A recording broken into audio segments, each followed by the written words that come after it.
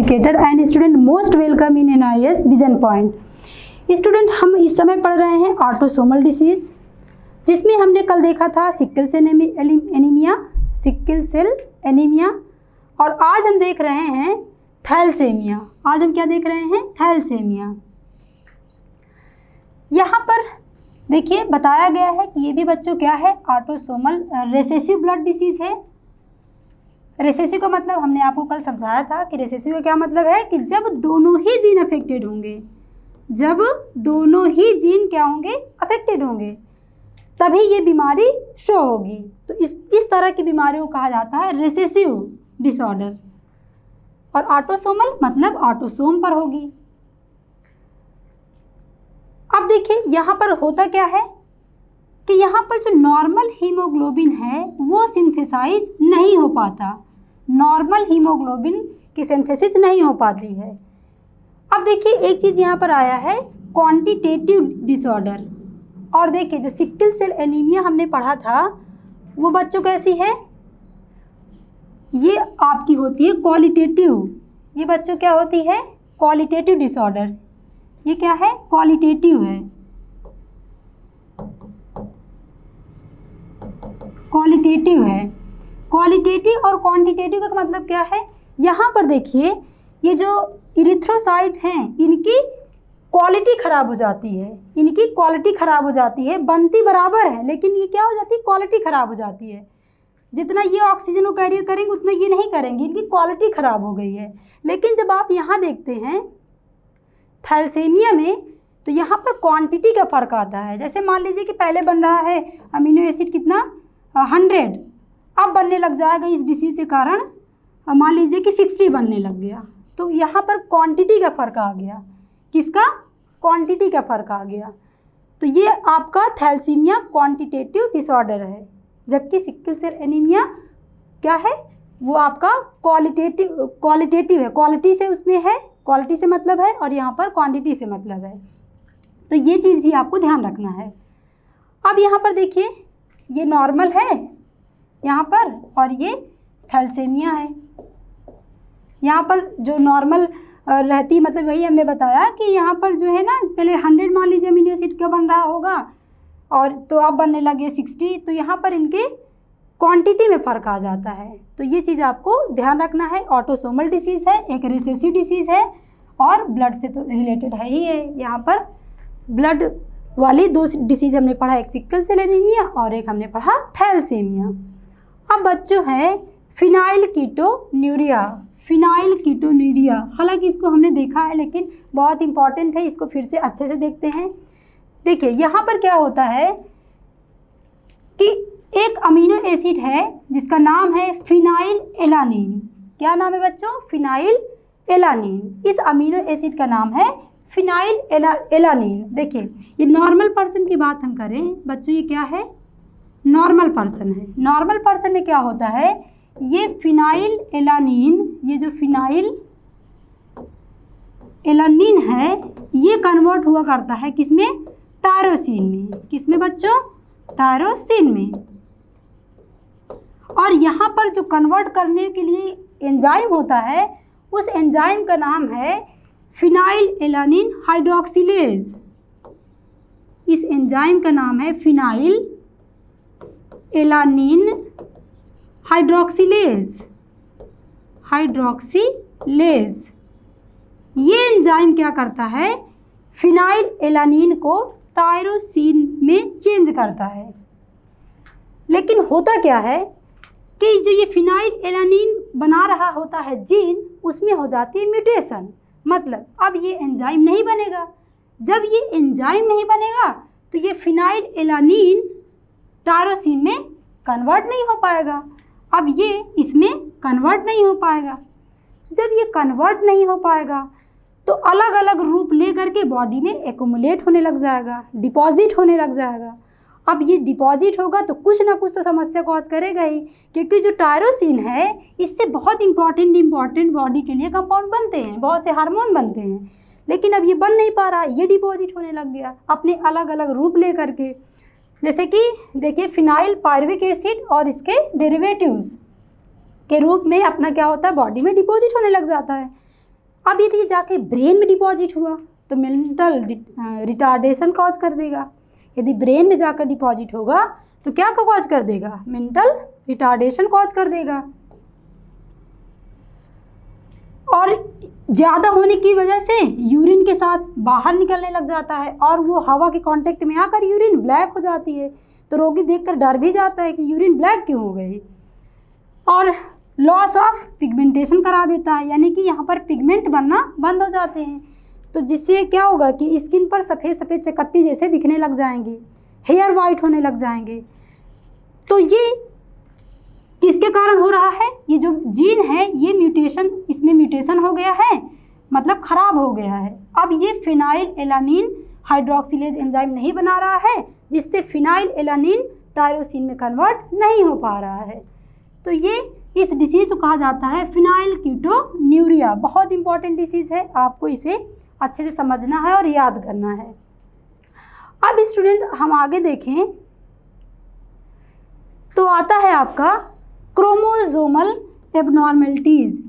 Student हमारे human being की बात करें तो 46 क्रोमोसोम होते हैं। यदि इन 46 क्रोमोसोम में कोई भी गड़बड़ी हुई, एक ज़्यादा या कम हुआ, तो वो हमेशा डिसीज़ ही कॉज करता है। एक ज़्यादा हुआ तब भी डिसीज़ कॉज करेगा, एक कम हुआ तो भी डिसीज़ कॉज करेगा, ओवरलैपिंग हो गई तब भी डिसीज़ कॉज करेगा। यानी कि इसमें कोई छेड़खानी हुई तो हमेशा ही वो डिसीज़ का रूप लेगी। अभी तक हमने जीन की बात की थी कि जीन कोई ख़राब हो रहा है, उसकी वजह से हमने देखा था बीमारियां। अब हम देख रहे हैं क्रोमोसोम के में प्रॉब्लम आने पर, कोई ज़्यादा हो गया, कम हो गया, तो क्रोमोसोम में यदि कोई एबनॉर्मलिटीज़ आ रही है उसकी वजह से हमारे क्या डिसऑर्डर होते हैं, उसको अब हम लोग यहाँ पर देख रहे हैं। देखिए वही बताया गया कि any changes in normal chromosome causes abnormalities. यदि कोई नॉर्मल क्रोमोसोम है उसमें कोई भी चेंजेज होगा, ये आपके 46 हैं, तो वो हमेशा क्या कॉज करेगा? एबनॉर्मलिटीज़। सबसे पहला हम देख रहे हैं क्लीनेफिल्टर सिंड्रोम। इसमें क्या होता है बच्चों? देखिए यहाँ पर 44 आप जानते हैं कि ऑटोसोम होते हैं और 23वां पेयर क्या होता है आपका? सेक्स क्रोमोसोम होता है। तो यहाँ पर देखिए ऑटोसोम तो हैं, लेकिन जो सेक्स क्रोमोसोम है यहाँ पर एक क्रोमोसोम ज़्यादा हो गया, यहाँ पर एक क्रोमोसोम ज़्यादा हो गया। जनरली देखिए 44 और XY हुआ या XX हुआ तो आप क्या कहते थे कि 44, 45, 46, ये इसके केस में देखिए 45, 46। लेकिन देखिए यहाँ पर क्या हुआ? यहाँ पर एक ज़्यादा हो गया, यानी टोटल क्रोमोसोम यहाँ पर कितने हो गए स्टूडेंट? 47 हो गए। अब ये क्या हो जाएगा? एबनॉर्मलिटी हो गई। तो नॉर्मल पर्सन से कुछ डिफरेंसेस होंगे यहाँ पर। क्या डिफरेंसेस हैं? आइए उनके बारे में बात करते हैं। यहाँ पर जो पर्सन होगा वो मेल होगा कि फीमेल होगा? बताइए। वो होगा आपका मेल, क्योंकि यहाँ पर प्रेजेंट है वाई। ये क्या होगा? लेकिन स्टेराइल मेल होगा मेल, लेकिन कैसा होगा? स्टेराइल मेल होगा। स्टेराइल का मतलब क्या है? स्टेराइल का मतलब है कि यहाँ पर स्पर्म काउंट बहुत कम होगा। स्पर्म या तो बन नहीं रहे होंगे या तो बहुत कम, यदि बन रहे होंगे तो बहुत कम। तो ये क्या हो जाएगा? स्टेराइल मेल हो जाएगा। और यहाँ पर ऐसे मेल में ब्रेस्ट का डेवलपमेंट दिखाई देगा, तो ऐसे मेल को कहा जाता है गाइनेकोमस्टिया। ये बहुत इम्पॉर्टेंट है। तो देखिए इस सिंड्रोम की वजह से इसमें क्या हुआ है? 47 क्रोमोसोम हो गए हैं, तो ये वाली सिम्टम्स हमें यहाँ पर दिखाई देने लग जाती है। अब ये नॉर्मल नहीं रहा ना, अब ये पर्सन कैसा है? एबनॉर्मल पर्सन है। तो यहाँ पर आपको याद रखना है कि यहाँ पर 47 क्रोमोसोम हो जाते हैं। कहाँ पर? यहाँ पर। देखिए ऑटोसोम वाले में कोई चेंज नहीं होता है। ऑटोसोम के जो क्रोमोसोम है उनमें कोई चेंजेस नहीं है। कौन से वाले में? यहाँ पर है। तो ये चीज़ भी आपको ध्यान रखना है। अब देखिए अगला देख रहे हैं टर्नर सिंड्रोम। यहाँ पर देखिए क्या होता है? यहाँ पर देखिए एक गायब हो गया। इस बीमारी में क्या होगा? एक गायब हो गया। यहाँ पर देखिए ये ऑटोसोम है और यहाँ पर क्या हो गया, ऑटोसोम प्लस प्लस, यहाँ से एक क्रोमोसोम गायब हो गया। तो ये क्या होगा, ये मेल होगा कि फीमेल होगा? ऐसा पर्सन, इसमें कितने हो जाएंगे, 45 क्रोमोसोम है, तो ये क्या होगा, मेल होगा कि फीमेल होगा? ये होगा आपका फीमेल। ये क्या होगी, फीमेल, ये होगी फीमेल। यानी यहाँ पर मोनोसोमी हो गई, यहाँ पर मोनोसोमी हो गई, एक डिलीट हो गया, मोनोसोमी हो गई, और ये होगी फीमेल। अब ये नॉर्मल तो नहीं रहेगी, क्योंकि हमने कहा कि यदि क्रोमोसोम में कोई भी छेड़खानी होती है तो पर्सन कभी भी नॉर्मल नहीं रहता है। ये एबनॉर्मल फीमेल होगी। एबनॉर्मल का मतलब क्या है कि ये फीमेल विदाउट ओवरी होगी, मतलब स्टेराइल फीमेल होगी। ओवरी ही नहीं होगी तो ओवुलेशन नहीं होगा, मतलब ये कभी माँ नहीं बन सकती है। तो इस तरह की फीमेल को हम कह देते हैं स्टेराइल फीमेल। और देखिए क्या है, इसमें वेब्ड नेक है, मतलब जैसे नॉर्मल पर्सन की क्या है, नॉर्मल महिलाओं की गर्दन पतली होती है, लेकिन यहाँ पर काफ़ी मोटी गर्दन हो जाती है। तो ये किसके कारण हो रहा है, एक क्रोमोसोम के डिलीट होने के कारण। यहाँ पर 46 क्रोमोसोम ना हो करके कितने क्रोमोसोम है बच्चों, 45 क्रोमोसोम। तो ये आपका डिसीज़ कॉज कर देता है, एबनॉर्मेलिटी ला देता है। अब अगला हम देख रहे हैं सिंड्रोम, डाउन सिंड्रोम। क्या है ये बच्चों, डाउन सिंड्रोम। इसको हम लोग मैंगोलिज्म भी कहते हैं। क्या कहते हैं, मैंगोलिज्म। ये टर्म भी आपको यहाँ से याद रखना है कि डाउन सिंड्रोम को ही मैंगोलिज्म भी कहा जाता है। यहाँ पर देखिए इंडिविजुअल में 47 क्रोमोसोम आ गए। आप सोच रहे होंगे कि अभी हमने पढ़ा था क्लीनेफेल्टर सिंड्रोम, उसमें भी 47, यहाँ पर भी 47। तो अंतर क्या है, देखिए यहाँ पर होता क्या है कि यहाँ पर जो क्रोमोसोम में बढ़त होती है, बढ़ जाता है, वो कौन से वाले में, 21 वाले में, यानी कि ऑटोसोम में। ऑटोसोम वाले जो क्रोमोसोम है ना, 21st पेयर वाला, उसमें एक ज़्यादा हो जाता है। यानी कि जो 21 वाला जो क्रोमोसोम है, ये 21 वाले क्रोमोसोम रह गए ऐसे, एक यहाँ पर और आ जाता है 21 वाला, यहाँ पर ट्राइसोमी हो जाती, 3 हो जाते हैं। कौन से क्रोमोसोम की बात कर रहे हैं, 21 वाले की। यहाँ पर 3 क्रोमो होना चाहिए, 2, लेकिन आ जाता है एक एक्स्ट्रा, 3 हो जाते हैं। जब 3 हो जाएंगे तो इस तरह से क्या हो जाएगा, एक बढ़ गया, ट्राइसोमी हो गई, तो इसका मतलब क्या हो जाएगा, 47 क्रोमोसोम हो गए। ट्राइसोमी का मतलब क्या है बच्चों कि यहाँ पर एक्स है, ए भी एक्स है, ए भी एक्स है, 3 बार एक्स है ना, इसी वजह से हम बोल रहे हैं कि यहाँ पर ट्राइसोमी हो गई। कौन से वाले नंबर पर, तो ये नंबर बहुत इंपॉर्टेंट है, इसको भी आपको एकदम ध्यान से देखना है, याद करना है कि डाउन सिंड्रोम में जो 21वां क्रोमोसोम है, वहाँ पर क्या होता है, एक क्रोमोसोम एक्स्ट्रा आ जाता है, उसकी ट्राइसोमी हो जाती है। तो इस तरह से 47 क्रोमोसोम यहाँ पर हो जाते हैं। अब ये भी एबनॉर्मल होगा, नॉर्मल तो रहेगा नहीं, ये भी क्या होगा, एबनॉर्मल होगा। इसमें देखिए क्या फीचर होंगे, यहाँ पर जो चाइल्ड होगा, बच्चा होगा, वो मेंटली रिटार्डेड होगा, उसमें मतलब कि उसका जो मेंटल लेवल है बहुत कम होगा, शॉर्ट स्टैचर होगा, राउंड फेस होगा, फेस कैसा होगा, एकदम राउंड, और प्रोट्रूडिंग टंग। यहाँ पर जो टंग है, प्रोट्रूडिंग मतलब क्या हो जाएगा बच्चों, बाहर निकली हुई, यहाँ पर टंग क्या हो जाएगी, बाहर निकली हुई होगी, हमेशा से बाहर निकली हुई रहती है, वैसे हो जाएगी। तो अब ये क्या हुआ, एबनॉर्मल हो गया। तो ये हुआ आपका डाउन सिंड्रोम। तो बच्चों क्रोमोसोम का जो एबनॉर्मलिटीज़ हैं उसमें हमने 3 देखे हैं। पहले के जो 2 हैं वो आपके सेक्स क्रोमोसोम में चेंजेस आ रहे हैं उसकी वजह से है, और ये वाला ऑटोसोमल क्रोमोसोम में चेंज की वजह से है। कौन से वाले नंबर, ये भी आपको याद रखना है, 21 वाला। तो ये आपका हो जाता है बच्चों डाउन सिंड्रोम। अब हम यहाँ पर एक कॉन्सेप्ट देखने जा रहे हैं जो बहुत इम्पॉर्टेंट है, एमनियोसेंटेसिस। क्या है बच्चों ये, एमनियोसेंटेसिस। एमनियोसेंटेसिस में क्या होता है, देखिए ये एक टेक्निक है। ये क्या है बच्चों, एक टेक्निक है।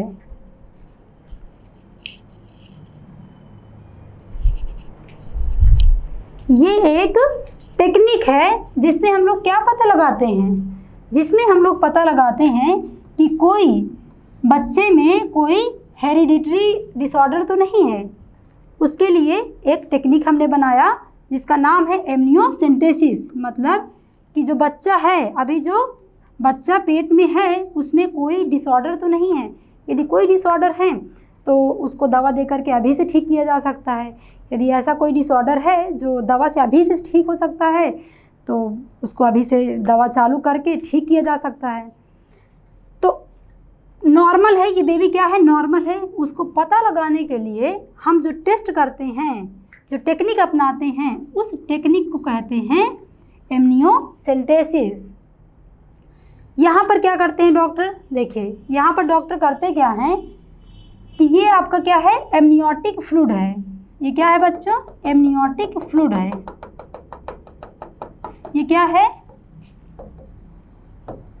एमनियोटिक फ्लूइड है। ये क्या करता होगा, देखिए ये बच्चा है, कोई बाहर से चोट ना लग जाए, कोई इस पर कोई भी जैसे बाहरी चोट ना लग जाए, उससे बचाने के लिए ये फ्लूइड बहुत ज़रूरी होता है। यही बच्चे को क्या करता है, सेव करता है एक तरीके से, और इसे ये आराम से बिना ओवरलैपिंग के, बिना इधर उधर चिपके क्या रहता है, एकदम से तैरता रहता है आसानी के साथ में। इसको यहाँ पर रहने में अच्छाई है, किसकी वजह से, एमनियोटिक फ्लूइड की वजह से ये आसानी के साथ यहाँ पर रहता है।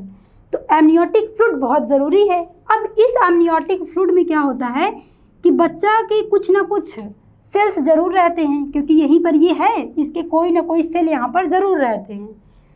तो डॉक्टर करते क्या हैं कि देखिए इंजेक्शन लगाया और इस एमनियोटिक फ्लूइड को उन्होंने बाहर निकाल लिया। सिरिंज से उन्होंने क्या किया, इस एमनियोटिक फ्लूइड को उन्होंने बाहर निकाल लिया। अब क्या करेंगे, इसको बाहर निकाल करके अपने जैसे करते हैं कल्चर कराएंगे और ये टेस्ट कर लेते हैं। यहाँ से क्या टेस्ट कर लेते हैं कि बच्चे में कोई डिसीज़, कोई एबनॉर्मलिटीज़, कोई सिंड्रोम तो नहीं है। तो यहाँ से इनको पता चल जाता है कि बच्चे में कोई डिसीज़ है या कोई एबनॉर्मलिटीज़ है। ऐसे करके वो पता कर लेते हैं, किसके द्वारा, एमनियोटिक फ्लूइड के द्वारा। तो बेसिकली ये एक टेक्निक होती है बेबी को चेक करने की कि वो क्या है, नॉर्मल है। लेकिन हुआ क्या, इंडिया है, यहाँ पर लोग क्या करने लग गए, यहाँ पर लोग जेंडर पता करने लग गए। जेंडर कैसे पता होता है, देखिए जैसे कोई बच्चा है, जब 3 महीने का हो जाता है, जब 3 महीने का हो जाता है तो तब आप पता कर सकते हैं कि ये मेल है कि फीमेल है। लेकिन 3 महीने के पहले नहीं पता चल पाता। जनरली जब ये 3 महीने का होता है तब आप पता कर पाते हैं कि ये मेल है कि फीमेल है। तो लोग क्या करने लग गए, इस टेक्निक का गलत इस्तेमाल करने लग गए। लोग ये पता कर लेते थे कि ये चाइल्ड मेल है कि फीमेल है, तो बड़ी दिक्कत है। अब पता करने से होगा क्या कि लोग इसको जैसे मेल चाइल्ड रहता था तो उसको लोग सोचते थे कि हाँ ठीक है, और फीमेल चाइल्ड को लोग एबॉर्ट कर देते थे, रखना नहीं चाहते थे। ऐसे कुछ जैसे समुदाय होते हैं उनकी सोच होती है कि हम लड़की हमें नहीं चाहिए, है ना। अभी तो नहीं, लेकिन कुछ समय पहले तो बहुत ज़्यादा था कि लड़की है तो लड़की नहीं चाहिए, है ना। तो ऐसे लोग जेंडर चेक कर लेते थे यहाँ से। तो यहाँ पर हालांकि गवर्नमेंट ने क्या किया है कि बहुत ज़्यादा जुर्माना लगाया है इस पर कि आप जेंडर नहीं चेक कर सकते। ऐसा कोई डॉक्टर हुआ जो जेंडर चेक करके बता रहा है तो उसके ऊपर बहुत ज़्यादा जुर्माना लगाया जाएगा। तो लेकिन लोग क्या करते हैं कि इसका गलत इस्तेमाल करते हैं। 3 महीने का बेबी हो जाएगा तो वो पता चल जाएगा कि वो मेल चाइल्ड है कि फीमेल चाइल्ड है, क्योंकि 3 महीने में बेसिकली उसमें क्या हो जाता है, डिफरेंसेस पता चल जाते हैं, उनके जो सेक्स ऑर्गन है वो बनने लग जाते हैं। तो ये थी बेटा आपकी एमनियोसेंटेसिस, जिसमें हम लोग क्या पता करते हैं कि बच्चे में कोई हेरिडिटरी डिसऑर्डर है कि नहीं। अब बच्चों यहाँ पर आपका देखिए एक RH फैक्टर बच रहा था, जैसे कि उसके पहले हम थोड़ा सा जैसे ब्लड ग्रुप आपने पढ़ा ही होगा, ब्लड ग्रुप थोड़ा देख लेते हैं कि देखिए ह्यूमन बीइंग की बात करें तो ब्लड ग्रुप की एक टॉपिक आपका थोड़ा बच रहा था, ब्लड ग्रुप वाला। देखिए ब्लड ग्रुप पे हम देखते हैं ह्यूमन बीइंग में कितने टाइप का होता है, कितने टाइप का होता है। देखिए एक तो ए ब्लड ग्रुप वाले होते हैं, दूसरे बी ब्लड ग्रुप वाले होते हैं, तीसरे ओ ब्लड ग्रुप वाले होते हैं और ए बी ब्लड ग्रुप वाले होते हैं। ए ब्लड ग्रुप वाले में एंटीजन कौन सा होता है? ए एंटीजन होता है। कितना टाइम हुआ? क्या करें?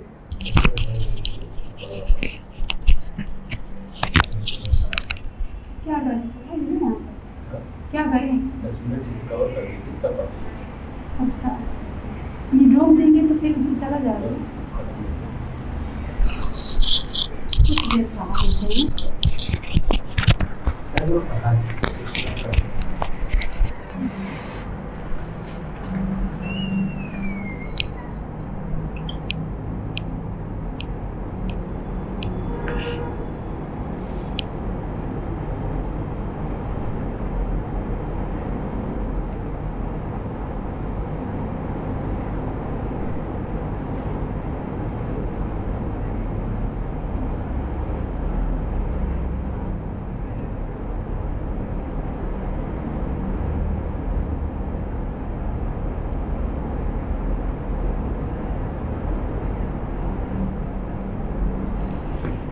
तो देखिए बच्चों, यहाँ पर ये ब्लड ग्रुप क्या है? ए है। यहाँ पर एंटीजन कौन सा होगा? यहाँ पर होगा एंटीजन ए। यहाँ पर कौन सा एंटीजन होगा? एंटीजन होगा आपका ए। कोई भी एंटीबॉडी नहीं होगी यहाँ पर, कोई भी एंटीबॉडी। ये क्या बच्चों बना रहे हैं हम? एंटीजन बना रहे हैं। और ये क्या है? एंटीबॉडी है। यहाँ पर कोई भी एंटीबॉडी नहीं होगी, या कहें कि बी वाली एंटीबॉडी होगी। एक सेकेंड।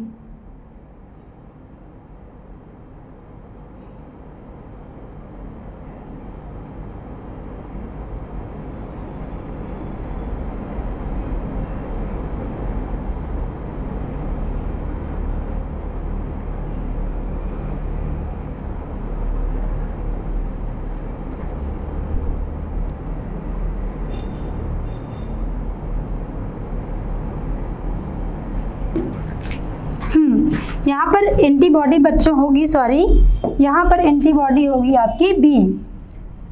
कौन सी एंटीबॉडी होगी? बी। जब ब्लड ग्रुप आप बी की बात करते हैं तो यहाँ पर एंटीजन होगा बच्चों, कौन सा? एंटीजन होगा बी, और एंटीबॉडी होगी आपकी ए। देखिए ये चीज़ आपको ध्यान रखना है, जो ब्लड ग्रुप होता है वही उसमें एंटीजन होता है, लेकिन उसके अपोजिट वाला एंटीबॉडी होती है। अब जैसे आप ओ की बात करेंगे, ओ की बात करेंगे तो यहाँ पर क्या होता है? कोई भी एंटीजन नहीं होता है। यहाँ पर कोई भी, नो एंटीजन। यहाँ पर बच्चों कोई भी एंटीजन नहीं होता है, लेकिन एंटीबॉडी दोनों ही प्रेजेंट होती हैं, ए बी। क्योंकि देखिए ब्लड ग्रुप में होता क्या है कि यदि एंटीजन है तो उसी के अपोजिट वाली एंटीबॉडी प्रेजेंट होगी। जैसे यहाँ पर देखिए एंटीजन ए है तो अपोजिट वाली एंटीबॉडी है। ब्लड ग्रुप बी है तो एंटीजन यहाँ पर क्या है? बी है, तो इसके अपोजिट वाली एंटीबॉडी। ओ ब्लड ग्रुप है, यहाँ पर कोई भी एंटीजन नहीं है, तो कौन सी एंटीबॉडी है? देखिए ए बी। अब यहाँ पर ए बी की बात करें तो यहाँ पर बच्चों दोनों ही एंटीबॉडी प्रेजेंट होती, एंटीजन प्रेजेंट होते हैं। क्या बच्चों? एंटीजन, दोनों ही एंटीजन प्रेजेंट होते हैं।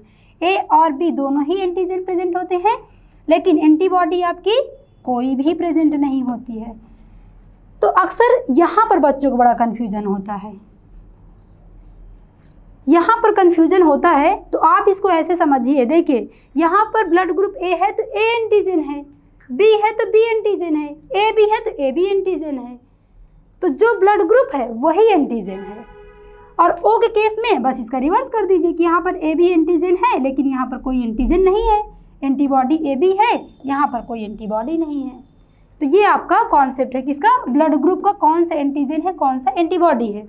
अब देखिए होता क्या है कि जो ब्लड ग्रुप ए वाला है, जो ब्लड ग्रुप ए वाला है, जो ब्लड ग्रुप ए वाला है, जैसे ब्लड ग्रुप बच्चों ए वाला है कोई पर्सन, तो उसमें दो पॉसिबिलिटी हैं, उसमें दो पॉसिबिलिटी हैं। या तो उसका ब्लड ग्रुप ऐसे होगा,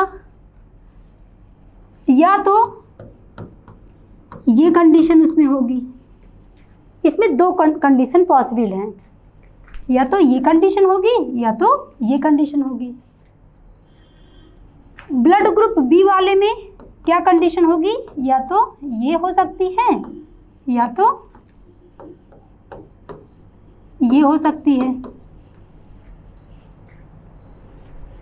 अब मान लीजिए कि हमने क्या कराया कि कोई ब्लड ग्रुप ए वाला है, उसकी शादी होती है ब्लड ग्रुप बी वाली लड़की से। कोई लड़का जो जिसका ब्लड ग्रुप ए है, उसकी शादी करा दी है हमने ब्लड ग्रुप बी वाले से। तो इनके चाइल्ड कैसे होंगे, इनके चाइल्ड कैसे होंगे? देखिए, यदि आप ये कंडीशन लेके चले, ये कंडीशन लेके चलिए ज़रा, यहाँ पर ये कंडीशन लेके चलिए, क्या होगा? आई ए और आई ज़ीरो, और यहाँ पर क्या हो जाएगा? इसमें भी आप ये वाली कंडीशन, ये बी है बच्चों, सॉरी, हाँ ये बी है, 0 0 नहीं है, ये क्या है? बी है, ये वाली कंडीशन होगी इसमें। तो यहाँ पर आप ये वाली कंडीशन लेके चल लीजिए, आई बी और आई बी। अब इनका आप डायग्राम जैसे बनता है उसको बनाने का ट्राई कीजिए। एक बारी 1 मिनट आप लोग ट्राई कीजिए, फिर इसके हम बताते हैं क्या होगा।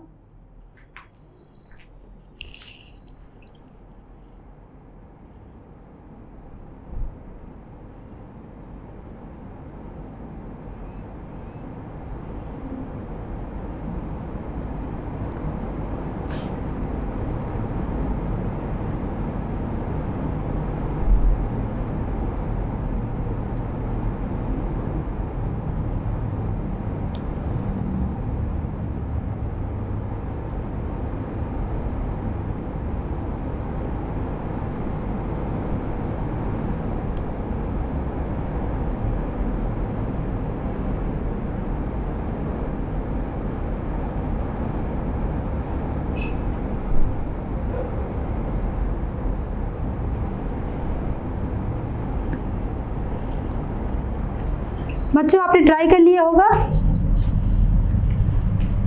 आपने ट्राई कर लिया होगा। देखिए सिंपल है, ये क्या है? ये जीनोटाइप है ना बच्चों, ये क्या है? ये जीनोटाइप है, जीनोटाइप है। कितने होंगे? 6 हो जाएंगे। कैसे? ए के लिए हमने बताया कि एक कंडीशन ये हो जाएगी और दूसरी कंडीशन ये हो जाएगी, तो ए के लिए 2 हो गए, बी के लिए 2 कंडीशन बन जाएगी। अब यहाँ पर थोड़ा देख लेते हैं ए बी के लिए, यहाँ पर थोड़ा बच्चों देख लेते हैं ए बी और ओ के लिए। तो ए बी के लिए क्या हो जाएगी कंडीशन? ए बी के लिए कंडीशन हो जाएगी बच्चों आई ए और आई बी। इसी को हमने कोडोमिनेंस में एग्जाम्पल के रूप में देखा था। क्यों? क्योंकि ए बी ब्लड ग्रुप तभी होगा जब ए और बी दोनों ही साथ में आएंगे। ए बी ब्लड ग्रुप तभी होगा जब दोनों ही साथ में आएंगे। इसको हमने किस में देखा था बच्चों? कोडोमिनेंस के एग्जाम्पल में। किसमें? कोडोमिनेंस वाले एग्जाम्पल में हमने इसको देखा था। तो यहाँ पर ए बी के लिए बच्चों एक कंडीशन होगी और ओ के लिए क्या होगा? ये दोनों ही ऐसे होंगे, क्योंकि यहाँ पर कोई भी एंटीजन नहीं होता है। तो ये आपकी हो जाएगी ओ के लिए। तो इसका मतलब क्या है कि जो बच्चों जीनोटाइप है, जीनोटाइप कितने टाइप का हुआ? ह्यूमन ब्लड ग्रुप में कितने टाइप का हुआ? जीनोटाइप हमें देखने को मिलता है 6 टाइप का। कितना? 1 2 3 4 5 6 टाइप का जीनोटाइप यहाँ पर हमें देखने को मिलता है। अब देखिए जो कंडीशन हमने आपको दिया था, क्या दिया था?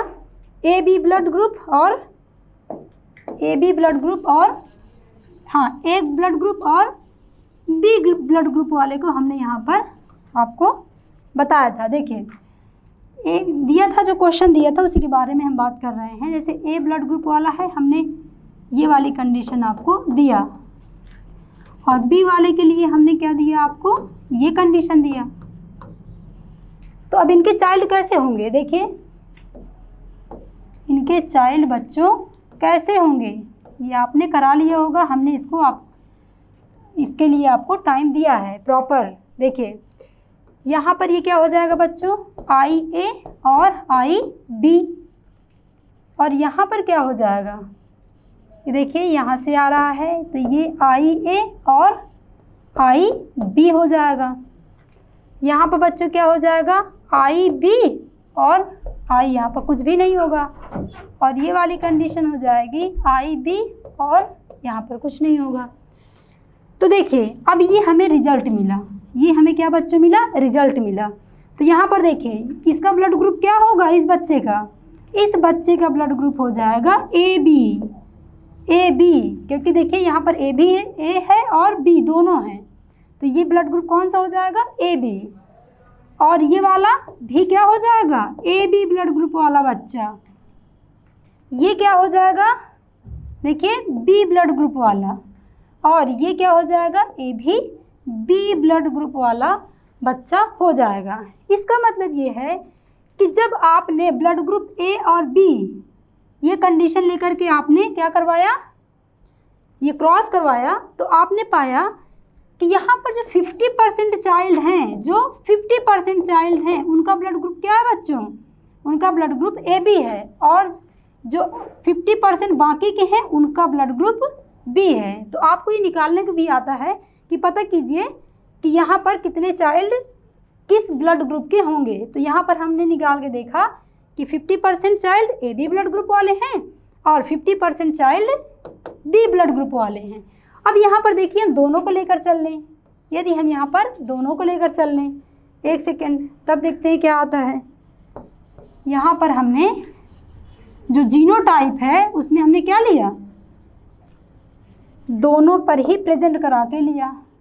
देखिए ए के लिए हमने ये लिया, और देखिए बी के लिए हमने